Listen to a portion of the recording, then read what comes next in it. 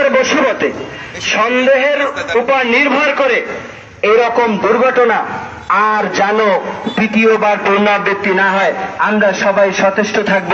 প্রিয় উপস্থিতি, আমরা কি এই তোফাজ্জল হত্যার বিচার চাই? কে কে চাই? তো আমরা যদি তোফাজ্জল হত্যার বিচার চাই, আমরা যদি বিচার চেয়েই থাকি, তাহলে আমি আপনাদেরকে জোর অনুরোধ জানাবো যে এই জানাজা শেষে আমরা চরদানি বাজারে স্থানে, হোন্ডা স্ট্যান্ডে আমরা একটি মানববন্ধনের আয়োজন করেছি।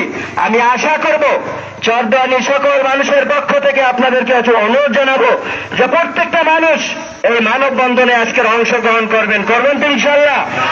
আমরা জানাজা শেষেই দাফন কাজে যারা যাবে তারা ব্যতীত সকল মানুষ আমরা হোন্ডা স্ট্যান্ডে চলে যাব। এখানে যারা আলোচনা করতে পারেন নাই, আপনাদেরকে সেখানে আলোচনা করার সুযোগ দেওয়া হবে।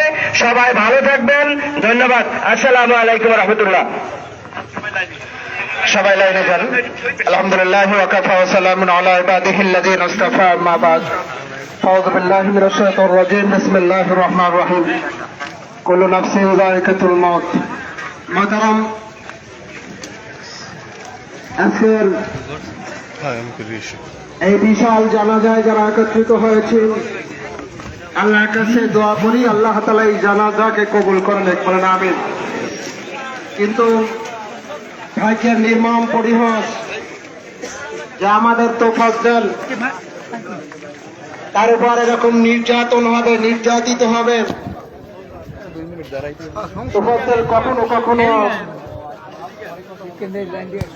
মাছের বাজারে যাইতো, বলে একটা মাছ পাইলে নিজের ছোট্ট ভাইয়ের ছেলেদের কাছে নিয়ে যাইতো, বলে এই মাছটা তোমরা খাও। ভাগ্যের নির্মম পরিহাস, বাবা মারা গেল, মাও মারা গেল। কিন্তু আমার কাছে বড় আশ্চর্য লাগতেছে যে তার মা তার বাবার জানাজা আমি পড়াইছিলাম, কিন্তু তোফাজ্জলের জানাজা আমাকে পড়াতে হবে সে কথা বুঝি না। জেনেছিলাম তোফাজ্জল আমার জানাজায় শরীক হবে, কিন্তু যেখানে মানুষ গড়ার কারিগর, আমার বড় ভাইও ঢাকা ইউনিভার্সিটিতে পড়েছিল, অনেক গিয়েছি ঢাকা ইউনিভার্সিটিতে, কিন্তু নিজের কাছে এখন খুব গেছিলাম এইটাই বড় দুর্বিষহ লাগতেছে যে একটা ছেলেকে কিভাবে নির্যাতন করলে পায়ের হস্ত খসে পড়তে পারে, কিভাবে রক্তাক্ত হতে পারে। আমার মনে পড়ে যারা তোরা শিক্ষিত হয়েছে কিন্তু মানুষ হও নাই, জানুয়ারি রয়ে গেলে আমাদের সোহাগ বা শাসক বলেছেন, বলে ঢাকা ইউনিভার্সিটি থেকে তো রাজনীতি তৈরি হয়, এই যদি হয় রাজনীতির তো শেষ পরিণত আয়নাগারই হবে। এজন্য ভাই ও দোস্ত বুজুর্গ, আমি আজকের এক বন্ধু আমার রিয়াজ ঢাকার থেকে ফোন করছেন যে ভাই তোমার এহসাস পেয়েছি, এই তোফাজ্জল তোমার গ্রামের? আমি বলতেছিলাম ভাই আমার গ্রামের না, আমার কাছের। আমার মনে আছে ওর বাবা একসময় দূরে চলে গেছিল, ওরা দুর্বিষহ জীবন যাপন করতো, আমাদের বাড়ি বারবার যাইতো, কিন্তু সে থেকে তোফাজ্জলের জীবনে মনে হয় আর শান্তি হইল না। বলে আমার রিয়াজ বলতেছিল যে ভাই সারা বাংলাদেশের যে চোখের পানি, এই পানিতে হয়তো তোফাজ্জলের জিন্দেগি আল্লাহ তাআলা অনেক বড় করে দেবেন, তোফাজ্জলকে শহীদি মওত আল্লাহ তাআলা দান করবেন। এজন্য সবাই বলেন আমিন। সব আল্লাহ তোফাজ্জল জীবনে শান্তি পায় নাই, কষ্টই পেয়েছে।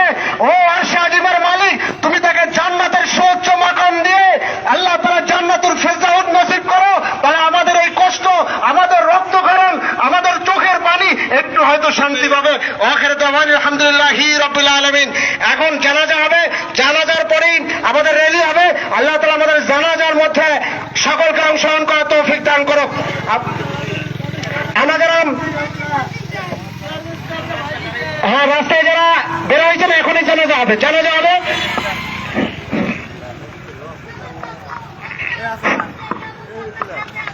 ফরজে ভাইয়া জানাজার নামাজ 4 তাকবীরের সাথে আদায় করতেছি। আল্লাহু আকবার।